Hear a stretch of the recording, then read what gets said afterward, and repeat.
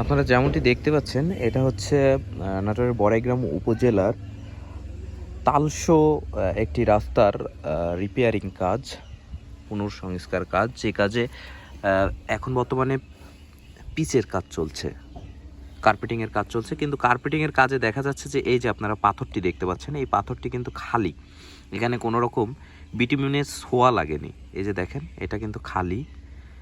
এই যে আরও আছে, এই যে খালি দেখেন, মানে এতটাই দুর্নীতি এবং অনিয়মে ভরে গেছে। এই যে এখানে দেখেন নিচে, এখানেও কিন্তু বিটুমিন নাই, এভাবেই কাজ করছে এরা।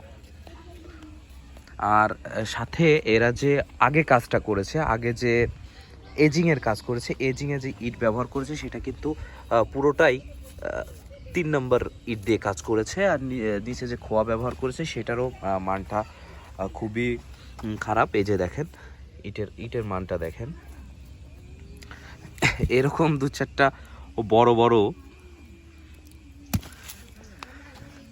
আর এখানে দেখুন এজিংয়ের অবস্থা, এজিং কিন্তু ইট সাইড করে দিয়ে এজিং গেঁথেছে এরা। দেখেন কি অবস্থা। এই হচ্ছে বর্তমান রাস্তার অবস্থা। এই যে এখানে এজিংয়ের যে ইটগুলো, এটা কিন্তু গুঁড়া হয়ে গেছে, এজিংয়ের ইট গুঁড়া হয়ে গেছে এই ইটগুলা।